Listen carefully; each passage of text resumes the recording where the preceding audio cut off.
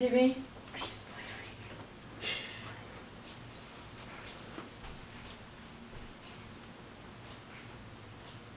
Okay, this is a memo to Mia Alexander, the editor of the training program of materials, from myself, Elizabeth Belford, for a subject training in Japan. The Japanese market has been very profitable for many companies, including Louis Vuitton, Christian Dior, and Prada, as well as many other smaller companies. There are many benefits of working in Japan, such as the gateway to the Asian market through the stock market, the highly educated workforce, highly satisfied customers, strong work ethic, and dedicated employees. Japan has other benefits such as religion, health, festivals, and their architecture. First, we're going to start with the gateway to the Asian market. The Japanese stock exchange is also called Tosho. It is the fourth largest stock exchange in the world. It offers a stable, open trade and foreign investment. Japan has 127 million citizens. Japan is globally competitive in many fields, but especially in the fields of environment, healthcare, and automotives. It has 2,292 listed companies, listed as of April 2015 per the Wikipedia. Japan ranks 27th of the 189 countries in the 2014 Ease of Doing Business Index, and has one of the smallest tax returns of the developed world. The economic history is one of the few things left of the Edo period, along with roads and water transportation. Today, Japan is ranked 6th for competitiveness and economic freedom. Next, we're going to talk about highly educated workforce. In Japan, education is prized as an important quality. They currently have over 600 universities. Prestigious university graduates are often given access to the most wanted jobs due to the university name. Other important and valued qualities is experience, leadership, openness to new ideas, and a hard worker. When doing business in Japan, foreign employees will often encounter high levels of knowledge and pay special attention to detail. Next, highly satisfied customers. A highly educated population results in happy customers. Japan is one of the highest in developed nations, which illustrates how Japan can act as a brilliant testing ground for new products.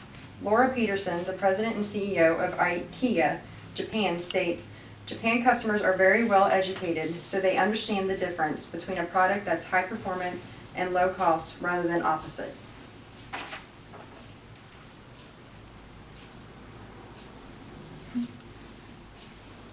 Next, strong work ethic.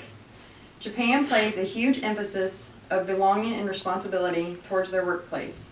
Leadership is important, and a hardworking and personable superior is expected to be willing to sacrifice his personal time in order to listen to his staff and attend to their personal matters. When doing business in Japan, it is important to remember to address and consider the group, not just the individual.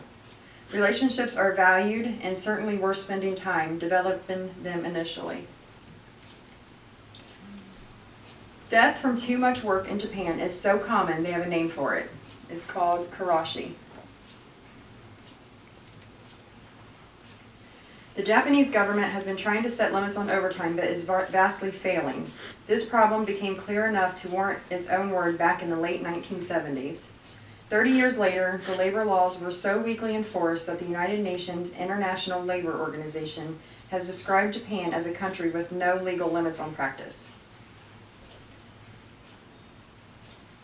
In Japanese corporate world, loyalty and cooperation are more important than aggressiveness and competitiveness.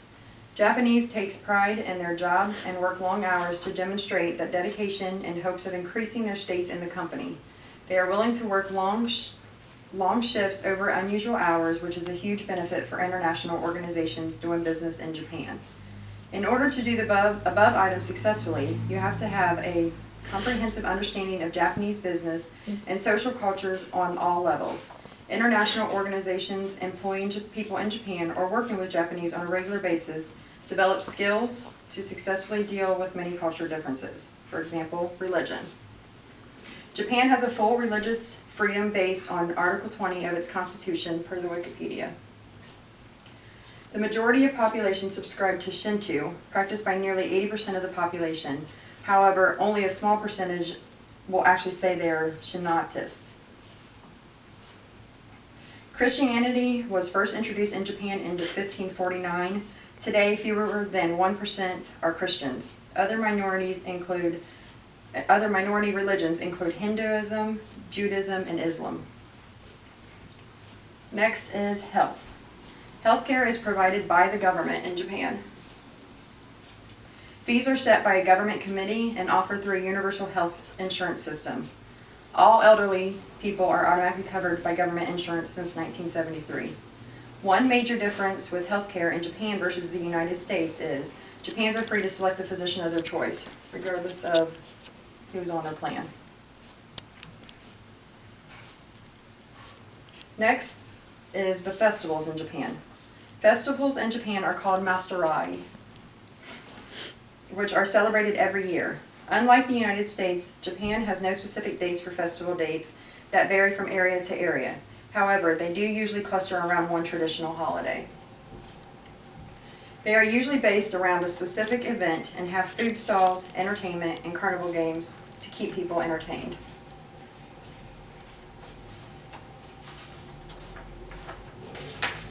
Lastly is the architecture.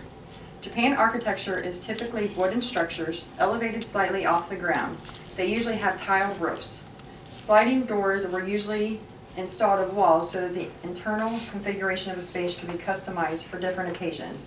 Chairs and high tables were not usually used until the 20th century. People usually sat on cushions or on floors. In summary, I really hope you consider Japan as one of your training areas. The strong work ethic of every employee, as well as the benefits of the freedom of religion and accessible health care, there is also a fun side to enjoy, for everyone to enjoy with the festivals and the beautiful architecture. Thank you.